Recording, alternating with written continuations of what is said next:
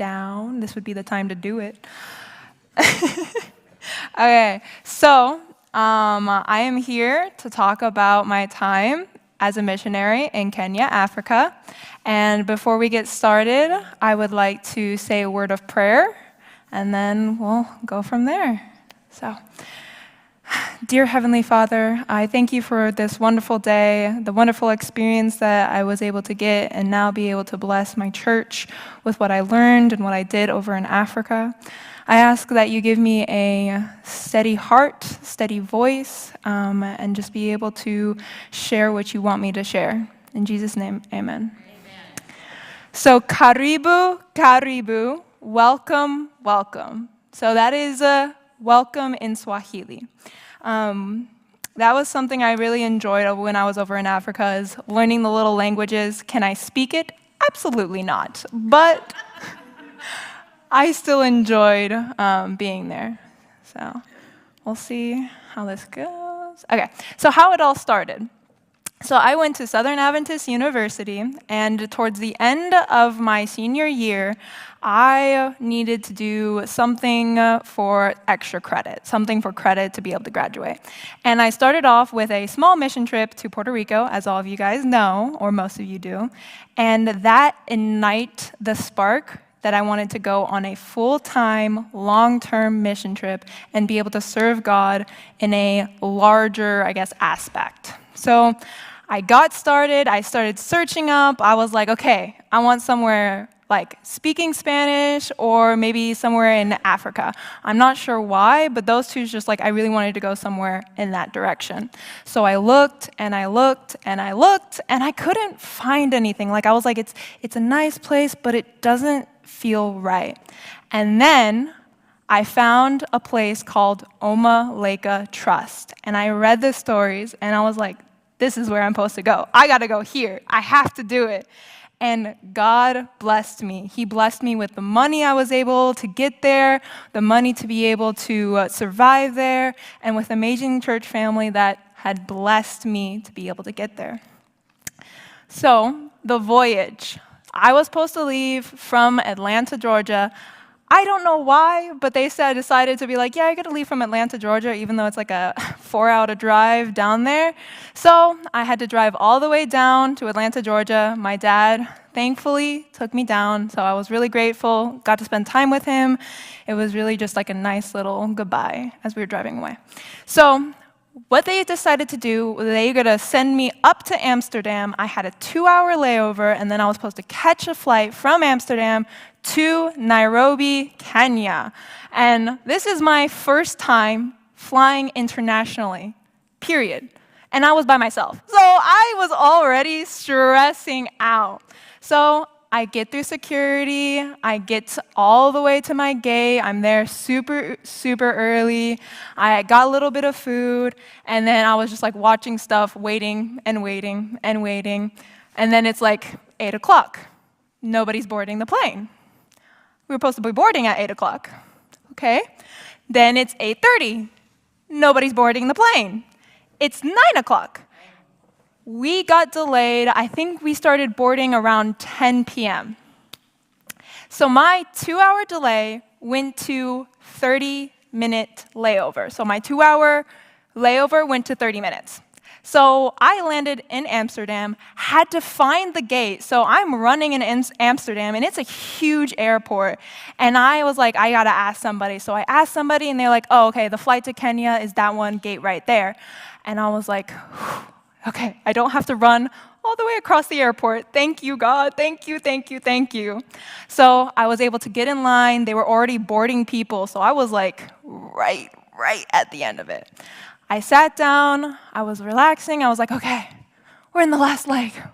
We're fine, we're gonna be okay, we're gonna be okay. So I get into Nairobi, and I'm like, we made it through customs, everything went well. I had my travel visa, nothing to worry about. Then I went to the little carousel to get my luggage, and since I was there for a long time, I was like, I had 2 giant bags that had to come with me. So it was huge bags, I knew what they were looking for, and it went around and around and around, and I was like, okay, no, no, no. People were over the intercom saying like, hey, if you have missing luggage for blah, blah, blah, blah, blah, blah, and I couldn't understand, so I didn't hear my name. I was like, oh, that's not me. I don't need to worry about it. About an hour and a half goes by. My luggage still has not come in. And then I go to ask them and like, yeah, no, we called your name. And I was like, you did? Oh, okay. So I'm like, so what's going to happen? He was like, well, your luggage got left in Amsterdam. We're going to have to get it on the next flight tomorrow. And I'm like, I can't stay in Nairobi. I leave tomorrow morning around 6 a.m. to go to Narok. And I was like, oh, Lord, what am I supposed to do? I had like one extra pair of pants and one shirt in my carry-on. Let's just say I definitely know I'm going to have like a whole wardrobe in my carry-on from now on. If I ever fly internationally, a whole outfit, just so I don't have to be living on the edge. So, as I said, we arrived in Kenya, and so I'm going to try to point it out as best I can. So right here is Nairobi. So it's definitely more towards the south. And so this is where I landed. And then Narok was the county in which Olmalaika was located.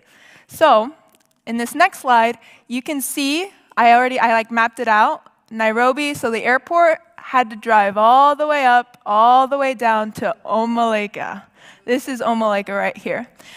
So I was like, what's going to happen to my luggage? And I was talking to Miss Kim, Mom Kim. I'll talk about her a little bit more towards the end of the presentation.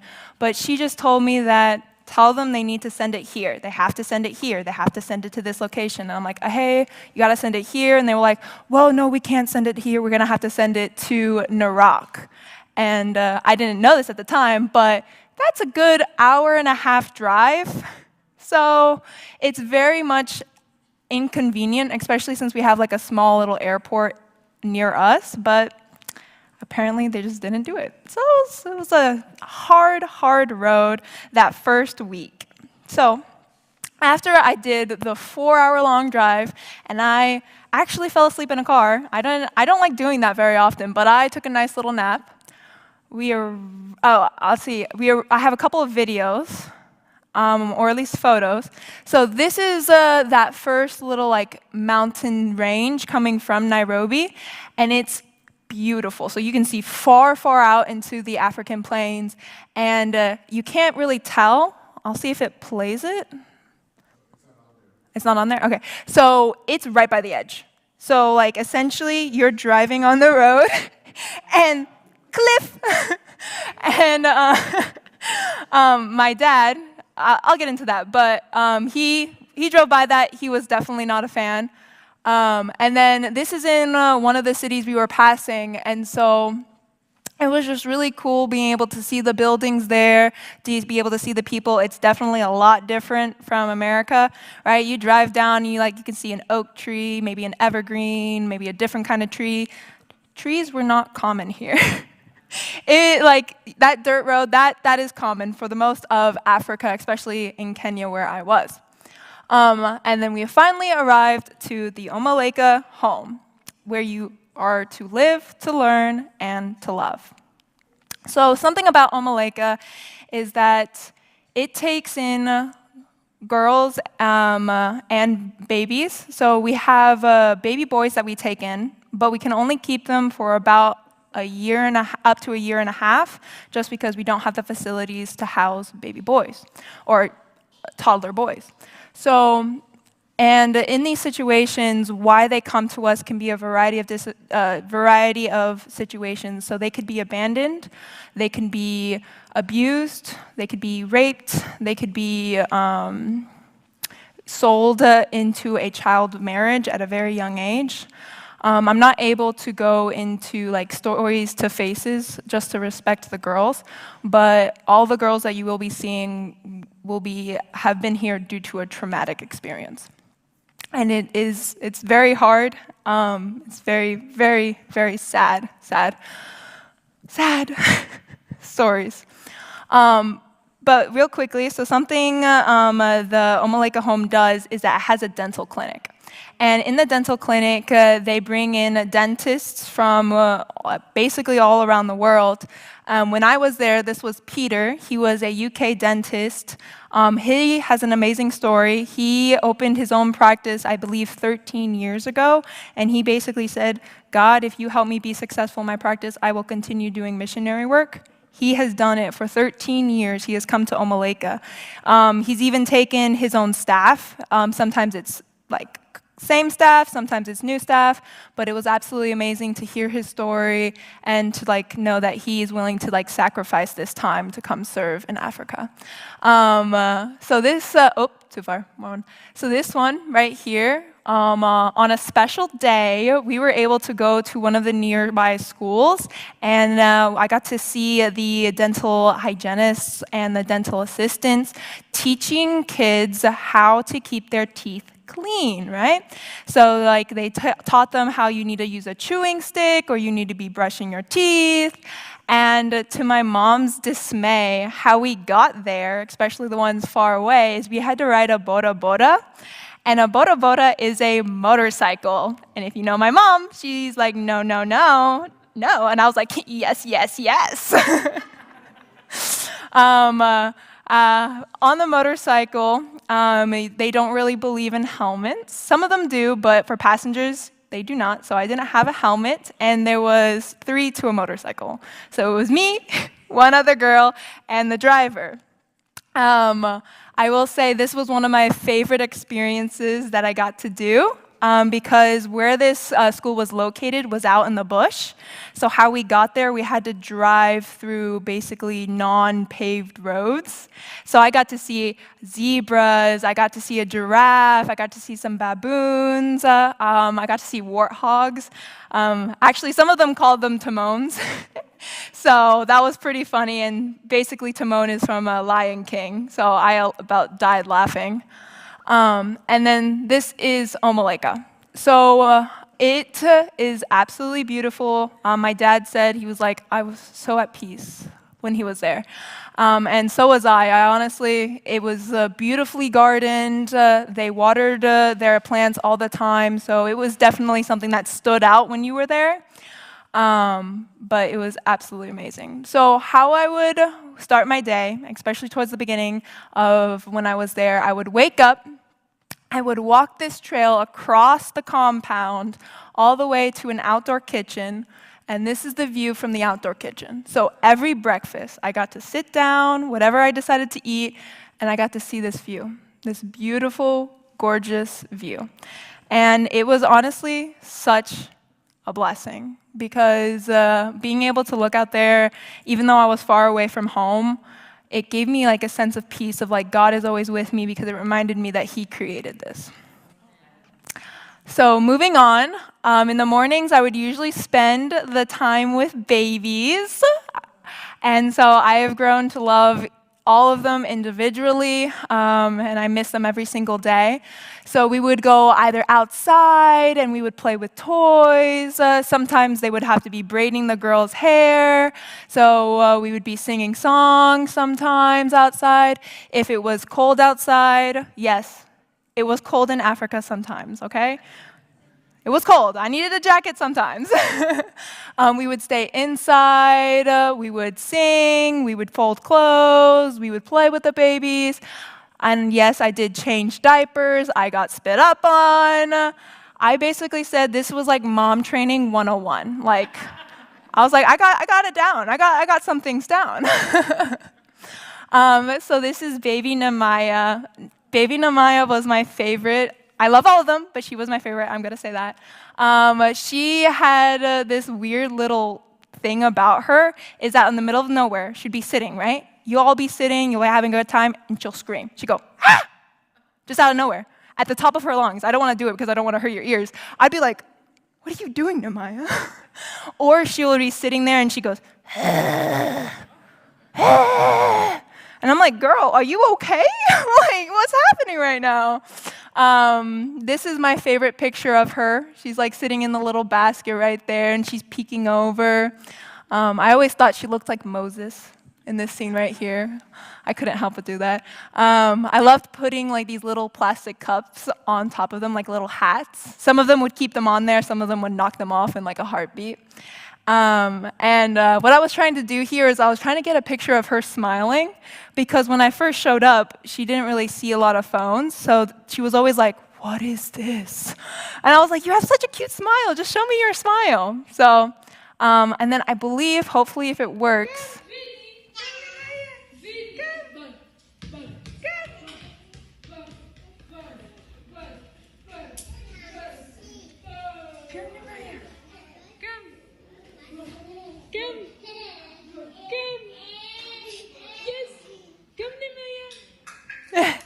and then she's like, too close, I give up. And so Namaya, this is towards the end of my time there. When I first showed up, Namaya wasn't even able to hold up her head yet and sit up. So I realized when what moms say when like time flies by, because I realized that my baby was already walking by the time I was leaving. Next up, we have baby Joey. So when I arrived, baby Joey was 3 months old. And so by the time I left, he was close to 9 months. So that doesn't math up, but it's okay. He was older. He was a lot older. He was close to a year. And so it was amazing to see how he went from just sleeping to having some like expression where he started smiling, started speaking, started laughing, to eventually where he started like sitting up on his own and started trying to crawl. And it was absolutely amazing to see that. I don't really have a video of Joey, but we'll move on. So this is baby Bleble, or Blessing. So Blessing, when I first arrived, she also was just starting to crawl. She didn't have it quite down, but she was like on her tummy. She was trying to shimmy a lot. And by the time I was leaving, she was already like saying, trying to speak. She was laughing. She was dancing. She was smiling. It was absolutely amazing. I tell you, this little girl had the most sass in her ever. Like I would be like, Blessing, don't do that. And she's like, no. I'm like, what? Who taught you that? Who taught you that?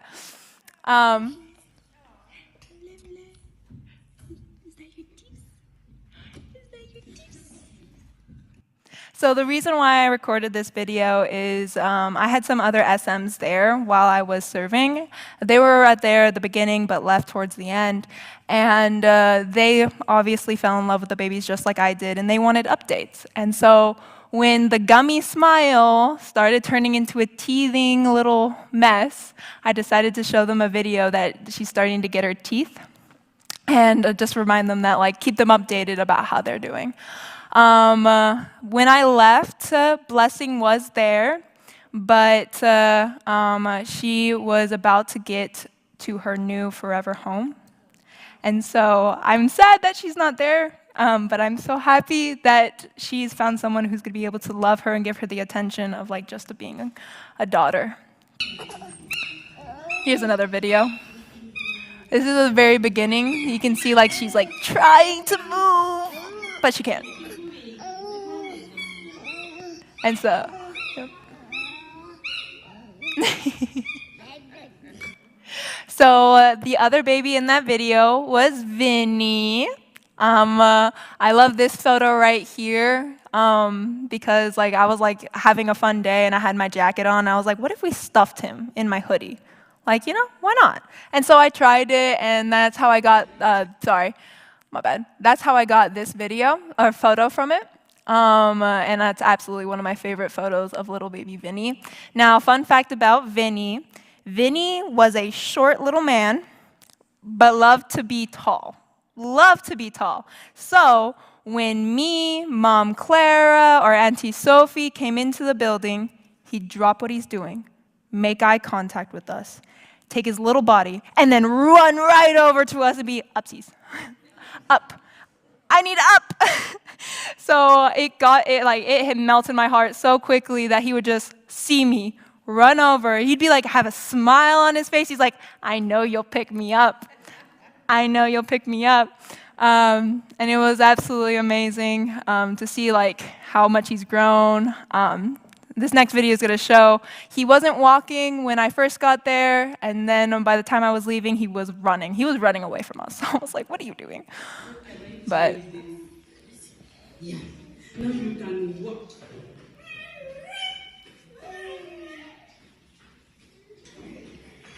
Come, Vinny. Vinny, come. Come, Vinny. Yeah! You're such a good boy. so yeah, I was so happy that he like made it all the way to me. He had a hard road going. He would always like slam his head, but he always got back up. That was really awesome about Vinny. He never gave up. Now this is Marku or Mark. Now Mark, he was the oldest boy, and he was like the second to last to be walking. I don't know if he was afraid of heights or if he was afraid of walking. The younger babies that were like 3-4 months younger than him were already like crawling and like pulling themselves up and walking. He just would crawl. And I'm like, Mark, Namaya's gonna start walking before you.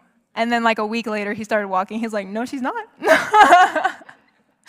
And then I have a video of Mark coming up, and it's one of my favorite ones.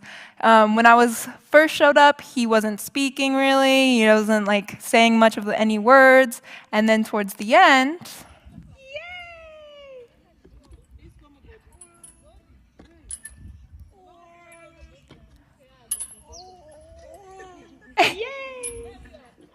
it's really, really, really hard to hear, but he was saying, yay, yay. I was like, oh, you're so cute. This is baby Marian. Now, Marian came to us towards around Christmas.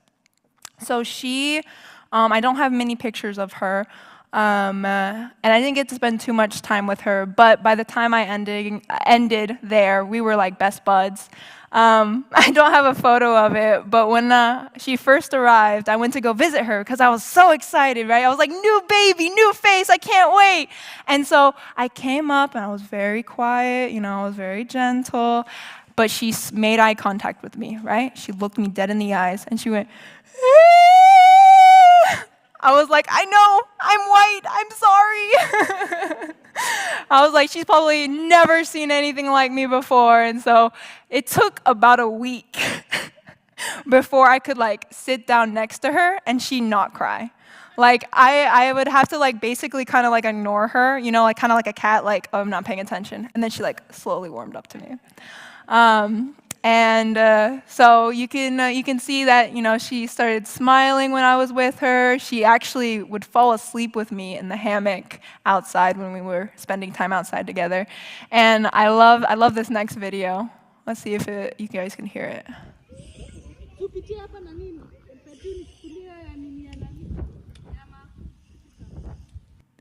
So she was, she was snoring and she was just sleeping right there in my shoulder. I was like, this is so cute.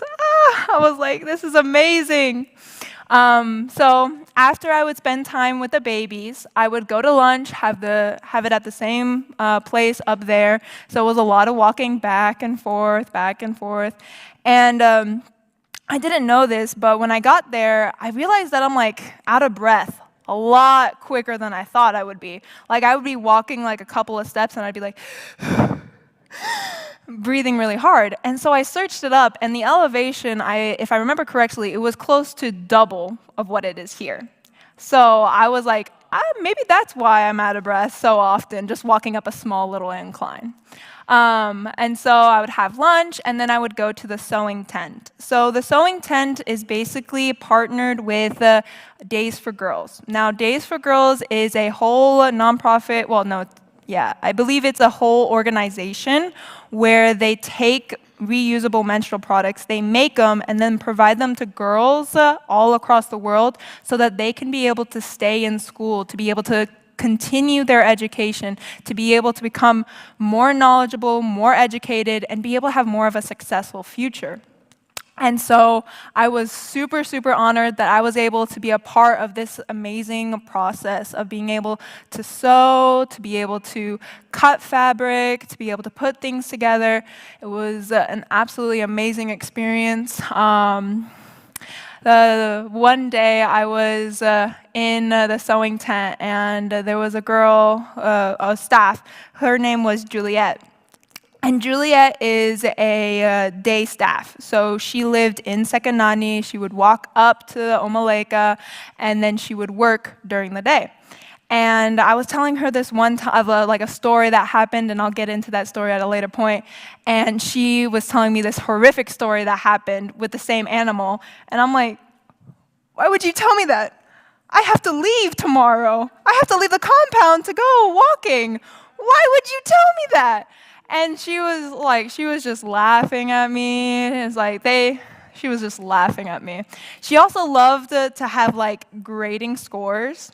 And so in Kenya, when they gave you a grade, it wasn't like an A or a B or a C. It was like a 100 out of 100, or 95 out of 100, or so on and so on and so forth. So then she would be grading me. She would be like, sewing, 70 out of 100. I was like, sewing. And then she'd be like, cutting the fabric, 95 out of 100. And I was like, okay, I cut in the lines, thank you. And the one that hurt me the most, she was like, sweeping, 50 out of 100. Sweeping? What? I was like, that's not even like a skill. And I was like, fine, I'll prove you wrong. I'll get better at it. So that was absolutely amazing. Getting to know her and like Cecilia and all the other people that I would work with in the sewing tent. And then we would have worship at the end of the day after dinner. So while I was there with other SMs, I was responsible for one main day or one worship that night, and then we would work together on Friday and Saturday. So what the worship usually would entail, maybe a game, some singing, and then a short little Bible talk, and then we would close out with prayer. So so I have a video of one night when we were singing. This is a little bit later on during my time there. Love is a bubbling over. Jesus' love is a bubbling over. Hallelujah. Is a bubbling over. Love is a bubbling over. Love is She's just so musical. She couldn't keep it in. She had to bob. She had to bob to it. She always made me laugh. And so that would be what our worships would look like. So the next special day in my week at Olmalaika in Kenya, Africa, would be Tuesdays. So why Tuesdays were special is because Tuesdays were market days. And what does that mean? If I want fresh produce, if I want bread, if I want eggs, I'm going to have to go get it. So, up here, you can't see it, but all the way up there behind those bushes is Olmalaika. All the way down there is the first road that you have to go to. So, I would have to wake up probably about, if I wanted to be there early before it got hot, probably waking up about 6:50, getting dressed, meeting at the gate around 7:15 a.m. to walk all the way down, and then had to go to the market. And so the market wasn't like stalls, it wasn't like a grocery store, it's not like you can just pick up something from the top shelf, something from the middle shelf. No, you would have to go, you would have to squat down, you would have to sort through, and you would have to pick it up. So you would have to figure out which produce you wanted, you would have to pick it out, and then you would have to talk to them like, okay, how much is this? And they would tell you, oh, it's going to be 5 shillings or 5 bob. So bobs, I think I'm saying that correctly, are the coins, and then shillings are kind of like the dollars. And so every Tuesday, I would have to go down there, get my produce, get my bread, get my eggs. If I needed milk, I was able to get like a small bag of milk. But if I wanted like pasta or tomato paste or like candy or chips or like special drinks or cheese, anything like cold like yogurt, I would have to go all the way to Narak. And as you guys saw, it's about an hour and a half drive to get to Narak. And it would cost about $50. Is it? No, $80 for me, just me going, and to go just there and back. And like, granted, you think about it, technically here it wouldn't be that expensive, but there, that's like really expensive. So I minimized, I minimized the time going to Narak as much as possible. So when Sophie, Shadir, and Lauren and Katie left for Christmas, that whole first time, I did not go unless Mom Kim was like, hey, I'm going to like the store. Do you need anything? And I was like, yes, can you please give me this and this and this? I was like, I'll pay you. I can't afford to get out there by myself. And I don't have any photos of it, but when Sophie got back, we went out together and we were able to get like food to be able to last us for the rest of the time there. And then we would also make our special stop. So our special stop was a little shop called Art Cafe. I guess it's not little, it was more of like a chain. And Art Cafe was always special, was because it was like your McDonald's, I guess. So we were able to get like food, some French fries, we were able to get a sandwich, get a pizza. But the best thing in the world was I got to get a milkshake. It was divine. Like, okay, it was so good. I was so excited. And the milkshake I got had like a little bit of caffeine in it, just a little bit, but I hadn't had it in so long that on the way back I was like, la la la la la la la la la la la la. I couldn't keep myself in control. But it was so good. And I do miss our cafe because they had like this garlic aioli sauce that was like to die for. It was so good. Anyways, so this is roughly, this picture where it's taken, it's probably about probably like 200 feet away from the market, the main market. And where we had to go is that little building all the way right there, right? So sometimes we got lucky, and on market days, we would have to take down stuff with a piki, which is like a motorbike and connected with like a covering. And they would be able to pick up the produce. But we would have to carry our own eggs because there's no guarantee that the eggs won't get crushed. And if we were carrying anything like big and heavy, we would have to carry that ourselves as well. Towards the end of it, the piki ended up breaking. So I had to like carry tomatoes, and I had to carry like my potatoes if I was having any of that. And one day, me and my friend SM at the time, we were in need of water. So, oh no, it was Rachel. So I can't say her name. I didn't want to say her name, but it was Rachel. Rachel's like, we're gonna need water. And I was like, well, I got water. And she's like, no, we're gonna need more water. So she decided to get like, I think it's like a 2-gallon jug, right? But then she wanted 2 of them. So I'm carrying one, she's carrying the other one, and I'm like, okay, let's just get this done. I'm so tired. You know, I was doing this for like a long time. So she would be like, Danielle, you gotta stop. Hold up, I can't breathe. And I'd be like, I wanna get home. I don't wanna be here. And it was, when we got up there, they all looked at us, they're like, why didn't you call me? And I was just like, shh.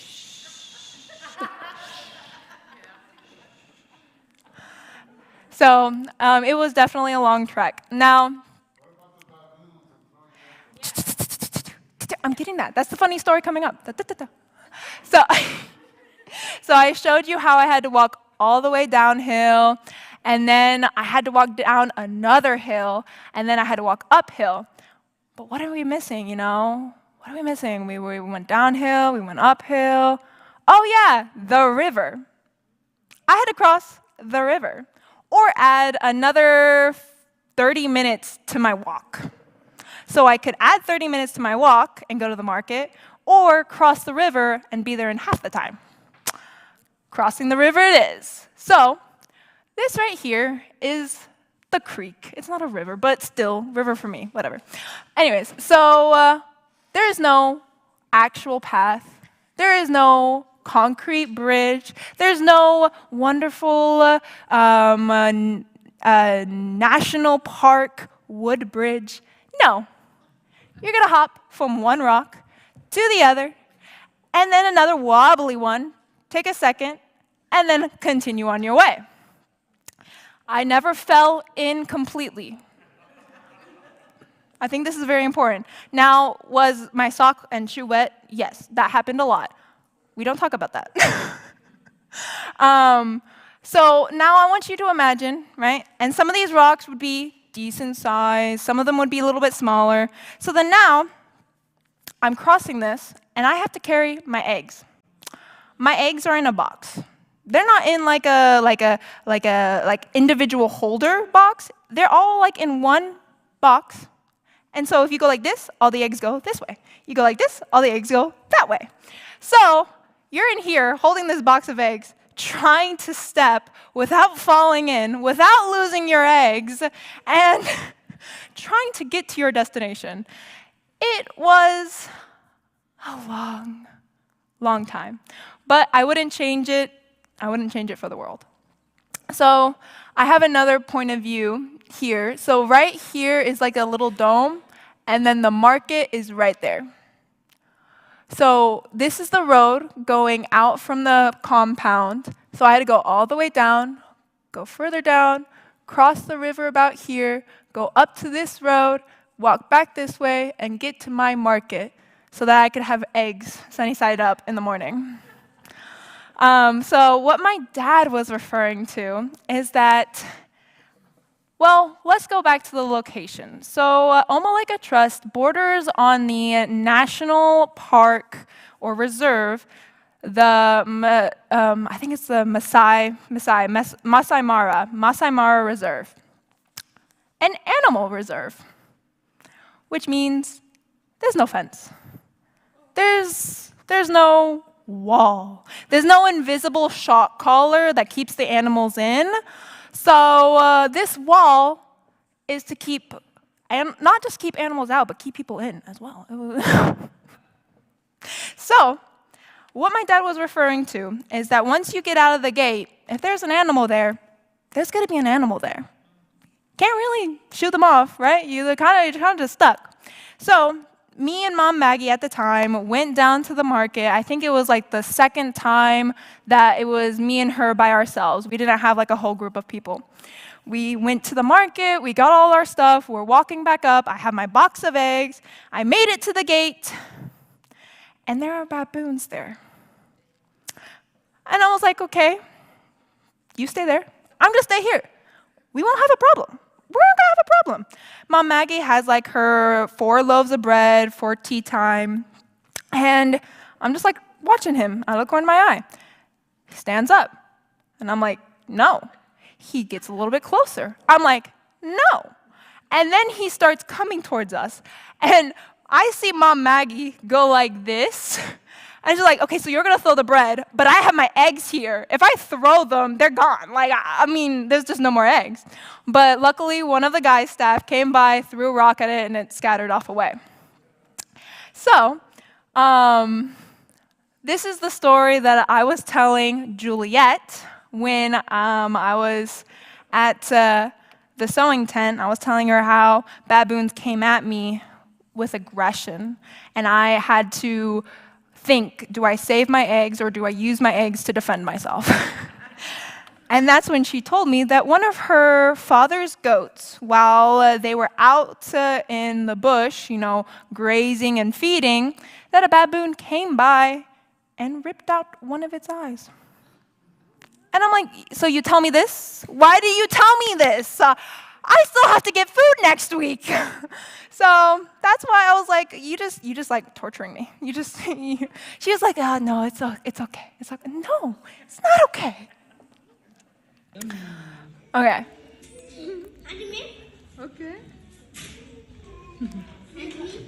Okay, so this, why I showed this is because this is the second most special day at Olmalaika. Well, I wouldn't say the second most special day, but it's definitely one of the most special days. It is our Friday. So I followed the same procedure. I went to breakfast, spent time with the babies, but then at 4:30 p.m., we would all meet in the kitchen and we would learn how to make chapati.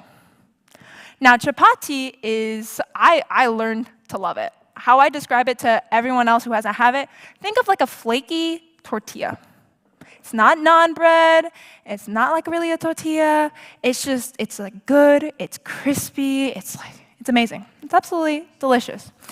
But it took us probably almost an hour, sometimes an hour and a half, to get it made, rolled out, rolled again, to roll it out, to cook it, and then fry it. And Kenyans like any excuse to make fun of you. Any excuse to make fun of you. So while I was learning, I would take my little chapati dough, I'd put it down, I'd take my little rolling pin, and I would start rolling it out, right? And I'm just like, okay, so I know how to do cinnamon rolls, let me just like apply the same concept. So I would push really, really hard, and I would try to get a circle, because it's not perfect circle, it's not good enough. No, it's not good enough. And I'm like, okay, it's a square, it's like relatively close to a circle. And they're like, what is this? Look at Danielle's chapati, that will be your chapati. I was like, it's huge, fine, I'll take it. That could be mine. You can give me the big chapati. And so for the longest time, they would always like make fun of us for like, it's not circle, it's not perfect. And then towards the end of it, they were like, Danielle, please come help us make chapati. You made fun of me. Why do you think I'm gonna come help you? No, I'm kidding. I absolutely loved helping them out. And Mom Paris became the head chef halfway through my time there. And me and her grew really close together because we would go on these walks. I would spend more time in the kitchen with her. And I love Mom Paris. She made me laugh all the time. She would be like, Danielle, I love stories. Tell me stories. And then we would tell her stories, and like we would say, we would have funny actions. Like, and then she went like this. She went, look, Auntie Sophie. Look, Auntie Sophie. And she would out of the nowhere, like no context, she would like look at me dead in the eye, and she'd be like, Auntie Sophie, look. Auntie Sophie, look. I'm like, that's hilarious. She always loved to bring up funny moments together. So our Sabbaths were absolutely amazing. What we would do on Saturdays is we would obviously wake up, have breakfast. We would have Sabbath school together as a whole group starting out, and then we would split into groups. And then we would break for about 30 minutes to an hour, and then we would have church. And then after church, we would spend time doing activities, and then we would close out with a Vespers. So Nancy right here, she when I first showed up, she was talking, but it was like repetitive talking. So for the longest time, she would be, Auntie Danielle, how are you? And I'd be like, I'm good. How are you? And she's like, or I would say, I'm good. And then she would say, me too. And so that's how she started learning to communicate. And so then I'd be like, Nancy, how are you? And she is, I'm good. And I would go, me too. And then it got to the point where she was growing older and she wouldn't do it, and she would be adding more words to it. And I'm like, oh, beautiful, beautiful.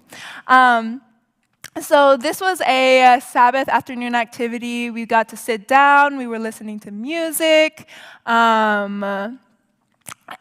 We were spending time together, and we would pray. We'd have like a devotional talk, and then after after that. I'm not sure which video is next. Let's see. Ah.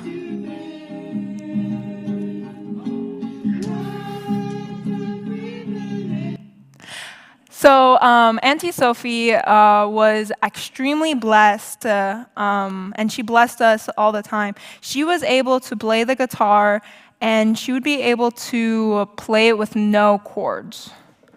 Yeah, she was able to play it where she just had to hear the music, hear the singing of the chord, and be able to play it straight off the bat, especially if she knew the song.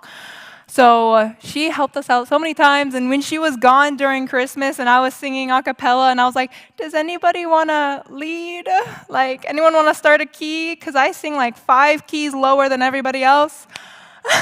And so it was definitely a difficult time, but I will say something that I absolutely loved about Kenya, Africa, is on their Sabbaths, they really enjoyed singing hymns. And I got to the point where I would almost know what they would request. It was like, what a friend we have in Jesus, sweet by and by, amazing grace. And it was just always so amazing because we would always sing those songs and it would always be so beautiful, especially with their Kenyan accents. I really loved hearing them sing. It was absolutely, absolutely amazing. I think I have another video.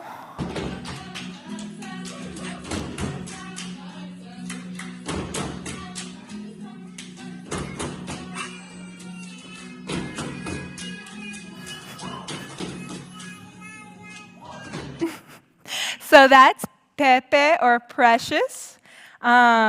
She's so funny, and I'll get into her story a little bit more.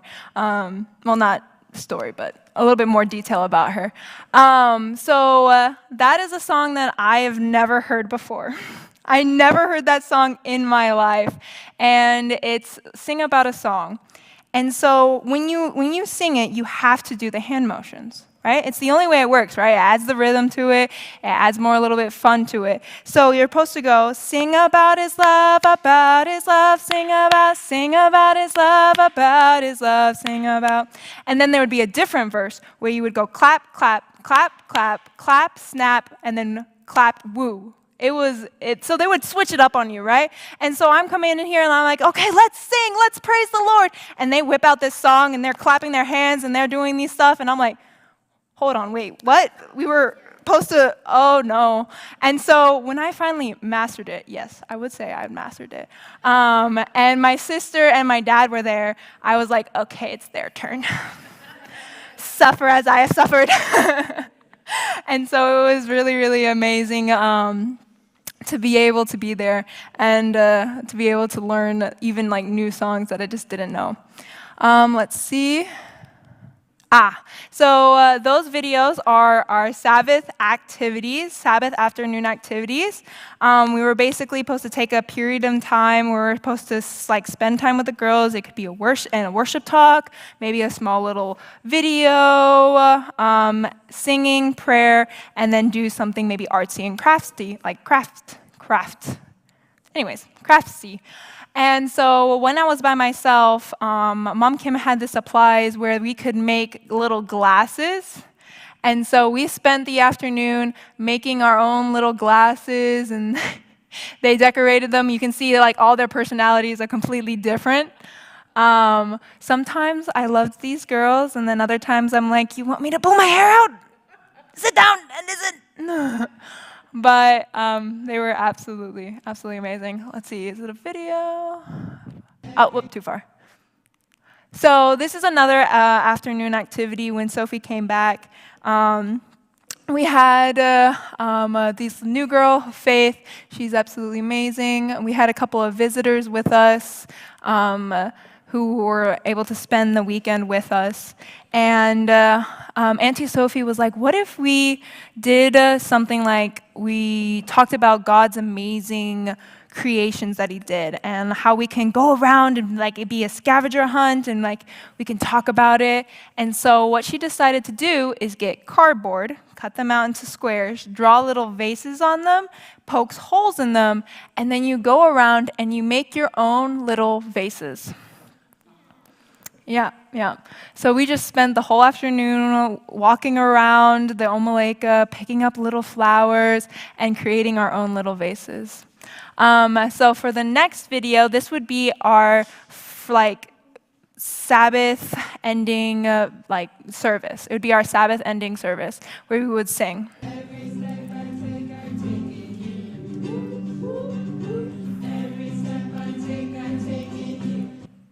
So that is little Vinny. When I first came, Vinny was attached to Sophie at the hip. Wherever Sophie went, Vinny had to be there. Like, Vinny needed to be with Auntie Sophie no matter what. And so this one day when she was playing the guitar and he did not want to sleep, he came over to Auntie Sophie and was like crying. So she had to pick him up, and she still had to play. And so what I was doing with my hand and his finger there is that he was trying to like grab the guitar and trying to mess up the chords. And I was like, no, you can't play yet. One day, God will bless you, just not today. So that's why I'm trying to like keep his little hand off of the guitar and like keep him more interested in what's happening. Let's see. Knees and toes, they all belong to Jesus. Knees and toes, knees and toes. Knees and toes, they all belong to Jesus. Knees and toes, knees and toes, knees and toes. My head, my shoulder, knees and toes, they all belong to Jesus. Jesus, my eye. So after we would have our Sabbath closed worship, every Saturday, no matter what, we would have a cultural / music night followed by maybe a movie. A lot of the times it would be Little House on the Prairie, and I'm going to get into that a little bit, but I wanted to talk about this. So it would be like Maasai songs, it would be like Vesper songs, it would be some like songs that would talk about like God, talk about Jesus. Some of them were in the tribal language or in the Swahili. And it was absolutely amazing because these girls loved music, loved talking, loved to dance with it. And I think the next video is a cultural. No, that's a different one. Sorry, that's later down on the line. But when we would watch our Sabbath night videos, and it'd be Little House on the Prairie. So, who here has seen Little House on the Prairie? Okay. So Little House on the, yeah, so we all know it's like set back in like the 1819. It's like old, no electricity really, like there's not a lot of stuff, you're living out, you're just like being a frontier. And so, do we live like that today? No. We got a house, I got a flushable toilet, I got like TV, I got AC, I am comfortable. Well, the girls think that we did. So we would be sitting down and we would be watching, and the little girl would be like, Auntie Danielle, is that your house? Does your house look like this? I'm like, no, it doesn't. And they would ask all these questions about like, what are they saying? What are they saying? And sometimes it got tedious of like, you'll find out if you just watch. Or it would have to be like explaining, well, you have to understand that like sometimes people say things what they don't really mean, or they may be angry, but they're not really angry.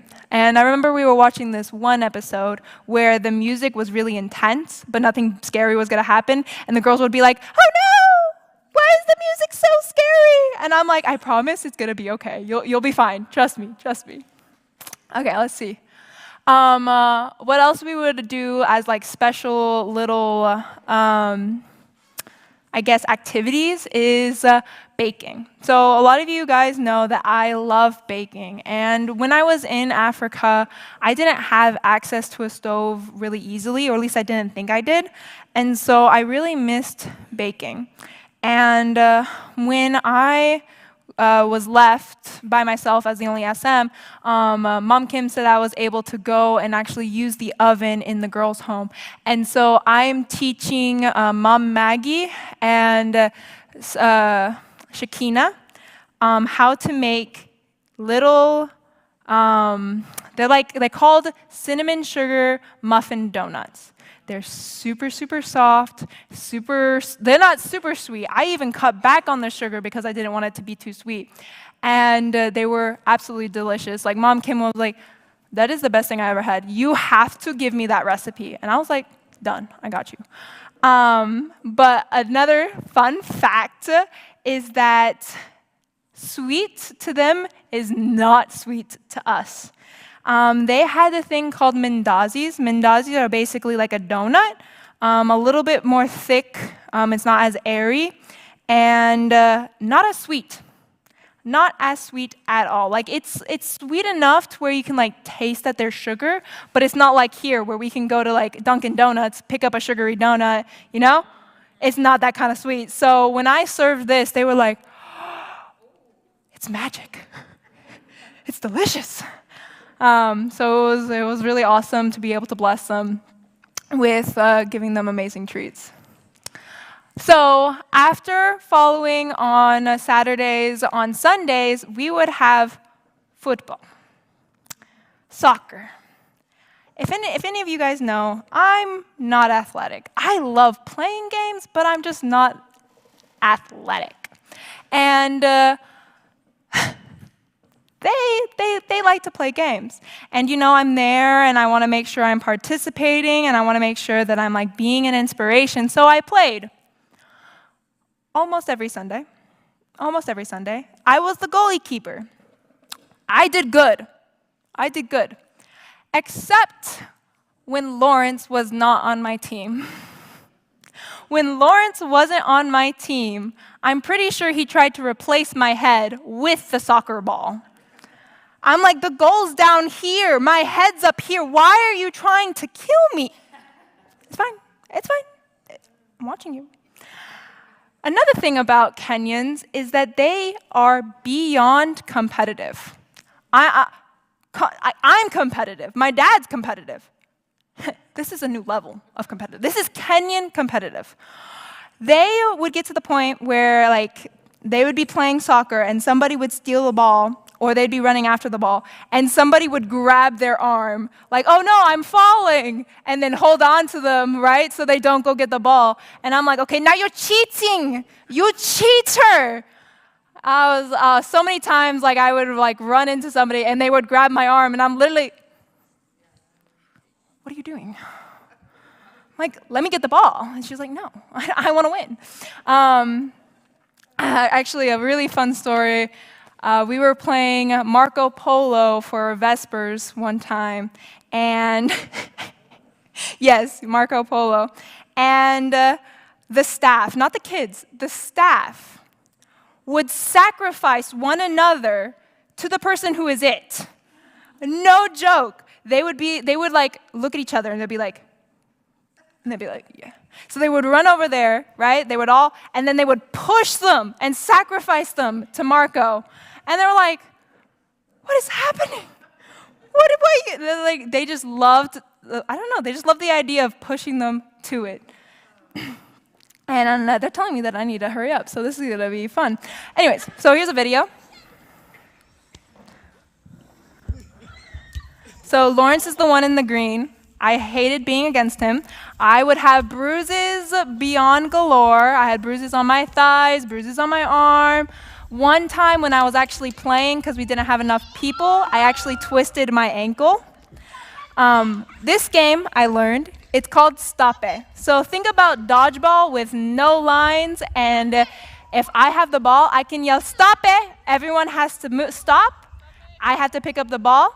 If they yell Stape at me, I can't move, but I need to try to throw it at them and try to hit them. That was definitely fun, right? Because like I would be running after the ball, I would like bend down to go get it and try to move. They'd be like, Danielle, stop it! And I'm like here and everyone's like 50 feet away from me. So I would have to throw the ball and yell, stop it. And like you could pinpoint somebody. I could be like, Grandma, stop it. And she couldn't move. She was stuck and I was like, I got you now.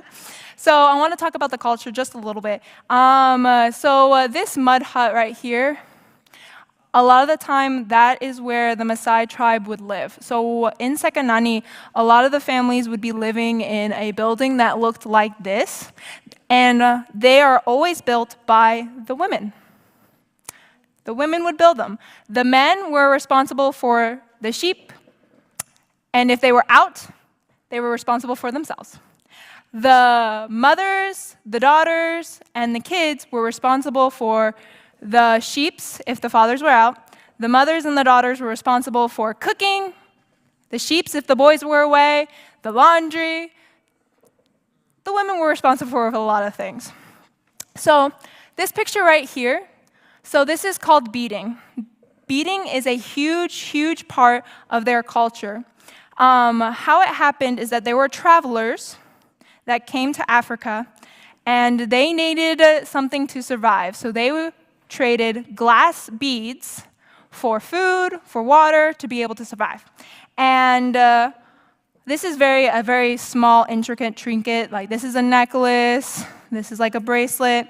But sometimes they would get very complex, right? Very multiple layers, like as you can see here, multiple like designs into it. And so the Maasai women, to make money, they had to do this, right? So a lot of times when tourists come by, they would knock on the door. It'd be like 5 shilling, $5, $5 for this. Like $3 for all of this, $2, $5, $10, right? That's how they make their money. Also, it shows your significance to your married. So this person is supposedly going to be married, and at her wedding, if she were to wear this, it shows that she is wealthy. So a lot of the time in that culture, they would go to you, and their daughter is about to be married, like, hey, can I please, please, please borrow your necklace so that my daughter can be seen as more value, so that they can be treated well. So beads were definitely a huge part of the culture, huge part of showing significance, showing status. So this is Saturday night. This is the cultural dances that they like to do. I'm afraid I'm gonna absolutely tarnish it if I attempt it. But you're supposed to be able to move your neck and move your shoulders at the same time. And so you're dancing. And I always watch them and I'm like, how do you do that? How does your neck extend like this? But it was always amazing to see these girls they're a young age, but they were still able to learn it, and it's just part of their culture and it's part of who they are. So some of my adventures, I'm trying to wrap it up as quickly as possible, is I went to Mombasa with Shadir and Lauren. I was taking the train, which is actually built or had major influence by the Indian country. They came over, and so in Mombasa, you'll have very heavy Indian culture there, and it even spreads out into the rest of Kenya. I was able to see starfish. I was able to hold a starfish. I went on a camel ride. I literally called my dad. I was like, how did the Midianites travel the desert on a camel? I was there for 20 minutes. I was sore. I was like, get me off this thing. At night where we were staying, it was extremely beautiful. This is the moon. This is the moon. That's how bright it is. This was the moon. And then this was the sunrise that we had. Then I was blessed by my family. So this is my uncle and my aunt.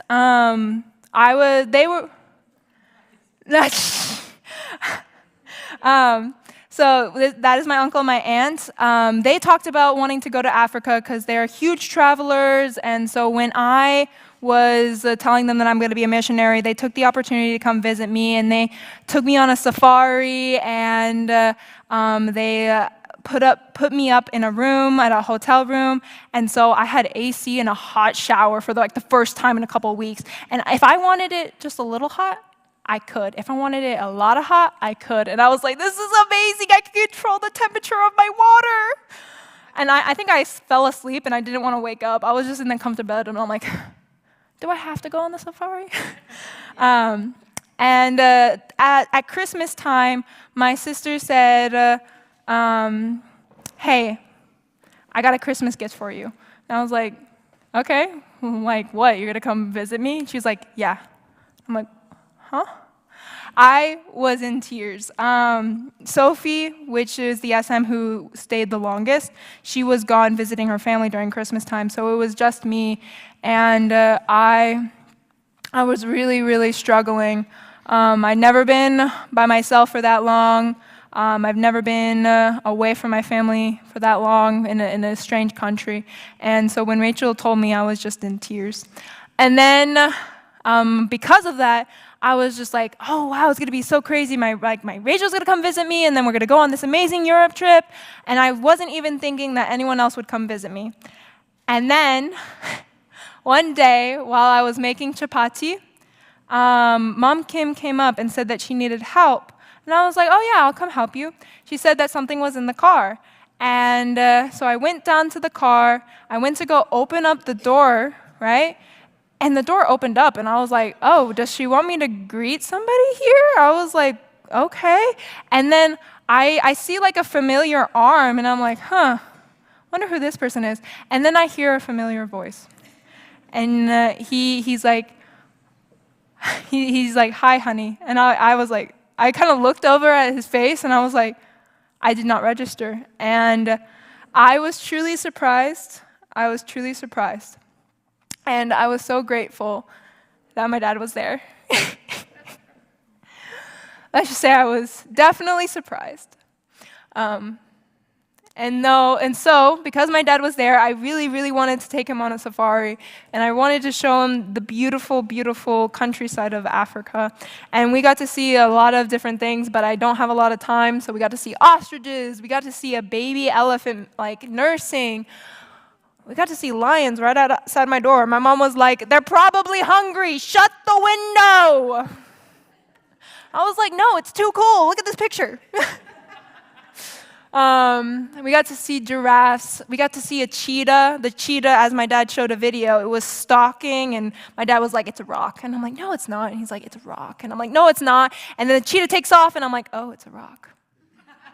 Dang. But it was really cool to see the cheetah at least start up to get up to speed. So my Olmalaika family. So these are the SMs here. We have Shadir, we have Lauren, Sophie, Katie. They were my rock for that first couple of months there. They were my family. I got to spend time with them. I got to learn about them, what they wanted to do. And they were just always there, always supportive, always willing to help. So a couple of pictures. So me and Auntie Sophie had to take two babies to the doctors for a checkup, and one of them was sick. And they don't believe in car seats, so I'm here holding a baby for an hour and a half. I'm like, just don't wake up. That's all I ask, just stay asleep. And he did. And then this is when I tell people I got that 103 mom training, because tears when I was in the hospital. The baby was crying. The baby was hot. The baby was uncomfortable. The baby was hungry, but the baby didn't want to eat the food. And the baby was just crying. And everyone's looking at me like, will you shut up the baby? And I'm like, I can't help it. And so this is when I tell everybody, this is how I got my mom 103 training. I'm like, I am basically right there. This is a picture from Mombasa. We were able to sit down at like a nice little restaurant, got some food. This is Rosie. She came from Mara West. She was helping at a birthing clinic. And this is Jeffrey. He was helping at Kendu University over there in Kenya. They took me in. They took all of us in. They blessed us so much. They don't celebrate Thanksgiving. Now, Mom Kim does because she is American. So she made us a whole little Thanksgiving dinner. We had green beans. We had pumpkin pie. Yes, a pumpkin pie. I was so shocked. We had mashed potatoes. And we were able to share this amazing tradition with Mom Paris and Maxie, who are absolutely amazing. Maxie is one of the dental hygienists or dental assistants there, and she also is a wonderful singer, and she sings with a group there in Kenya, which is beautiful. This is our Christmas little dinner. I had some cabbage, I had rice, I had potatoes. Actually, on Christmas Day, I didn't know this. I was just like expecting, I don't know what I was expecting. I would probably I don't know, call my parents, maybe watch some kind of Christmas movie, maybe spend time with the girls. But they were saying like, no, you come eat breakfast, lunch, and dinner with us. And I was just so blessed, so very blessed. I have this picture up because we were showing like Christmas songs, and the babies were never introduced to TV before this point. So that's why you have these faces like, what? Huh? So enamored with like jingle bells or like away in a manger. So it was just really cool. I wanted to share that video.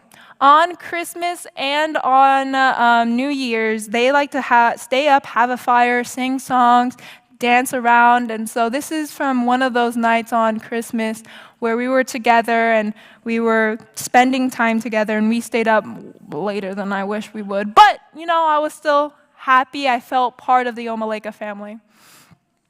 Some of the staff is Mom Mercy and Mom Petty. Mom Mercy, she really...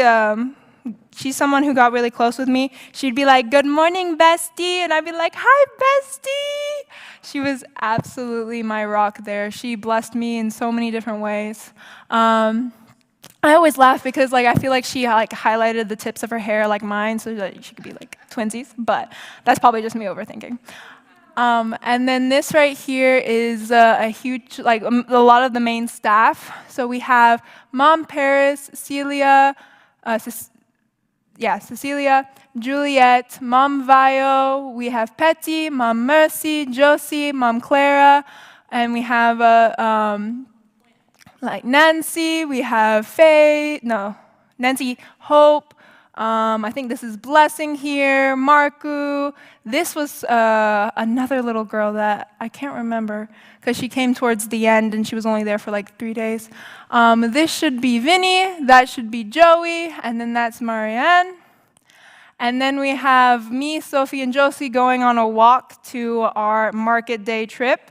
It was a beautiful sunrise. And then we have Mom Vio, who was like a mother to me. And so, honestly, she was such a blessing. I have Nancy, where we had tea time. She always liked to do funny things. She liked to wear my glasses. I'm like, girl, you're probably going to burn your eyes out. I'm so blind. Then we have Pepe. Now, Pepe only has... I think she only has 4 fingers. She has her pinky, her thumb. No, she only has her pinkies on her hands, and then she has her pinky toe and her big toe on her toes. Even though she's like been dealt like a horrible hand, and she doesn't have she won't be able to do things like normal people, that never stopped her. I have been told stories where this girl somehow climbed out of her crib in the middle of the night. I'm like, how did you do that? She found a way. She found a way. But eventually, Pepe was able to go back to her home, and it was absolutely amazing. She had such a personality. She liked to be defiant, but she always had a smile on her face as well. Then we have Charlene and Teresa. They are sisters. They were hilarious. Charlene was absolutely bright. She liked winning. So she would do anything she could to win. It got to the point where she would actually rip the memory cards and then remembered which one she ripped and which one it went with and be able to match them. And I would be sitting there and I'm doing this game with her and I'm like, how am I losing? I'm like, I'm supposed to be an adult here. And then I found out that she's smart enough to remember the rips, but not, I was like, girl, you're smart. You can do it. You don't have to rip it. You don't have to cheat. And then this is Nosim. She was one of the oldest girls there. When I showed up, she was, I believe she's like roughly around 14 years old. And she was like a leader. She always interacted. She always tried to be very active when it came to our music and singing. Then we have Angel. I'm trying to wrap up real quickly. So Angel, I can tell her story because I have permission from Mom Kim. Angel was abandoned as a newborn. Her story is that somebody near the village was walking around and heard crying coming from the ground. She called the police. The police came in. They unburied her, and she was still alive. She was rushed to the hospital, but then eventually came to Olmalaika, which is now her home. So when I was there, Angel was about 4 years old. And when Angel came up, she was absolutely adorable, and Mom Kim fell absolutely in love with her. Now, in Kenya, it was very, very difficult. It's a corrupt country. It's really hard to adopt. Unless you were Kenyan and you were under a certain age, you could not adopt children. But Mom Kim never gave up on Angel. And now, officially, I think I just saw that Mom Kim is officially Angel's mother. After years and years and years of trying to get her adopted, she was able to finally officially adopt her. So Mom Kim is somebody who was a missionary at a young age. Her parents were missionaries. And so she was in Africa when she was roughly around 7. She came back when she was older, and she started this nonprofit organization, which is fully funded by donations. So everything they do, from the food that they have to serve the kids, from the schooling that they send them to the diapers, to the formula, to the water, to building up new beds, to replacing old buildings, all of it has to be funded by people who are willing to donate. Here is a successful story. This is, I believe her name is Doris. I never met her. She came to Olmalaika at a young age. And when she came, she was roughly around 12 years old. But now, because of Olmalaika and what Olmalaika does, she was able to graduate from college and is working at the Masai Mara National Reserve. Like I said, a lot of these stories, they have horrible backgrounds. A lot of times they suffer with self-worth. They don't think they're good enough. They don't think that they're worthy enough. And the Olmalaika home takes them in, provides them, shows them that they are worth more than that they think they are. If you're willing, I would absolutely love it if you had it in your heart, $5, $10, you are welcome to sponsor a girl, or you can donate to Olmalaika Trust as a whole. I already plan to use the leftover $300 that I had from my missionary term there and donate all of that to the Olmalaika Trust. These girls are really precious.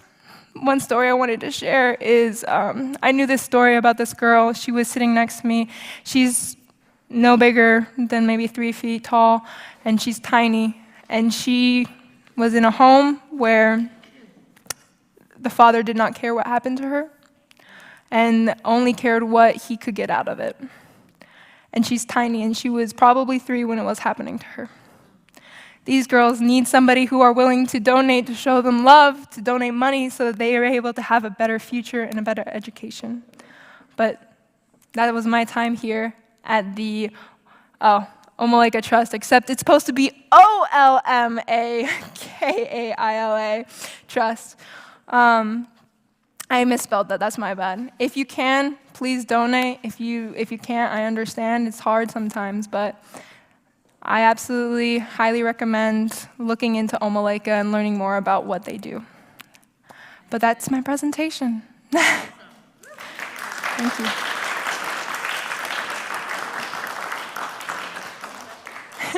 I do have some stuff that I brought back from Africa. You can't take them, but you're welcome to look at them more intensely, see what they give away, what they make to make money, like dresses. This is a tailored outfit that I was able to get. That's another outfit that was able to be created. These are Maasai blankets, beadings, and even pottery as well.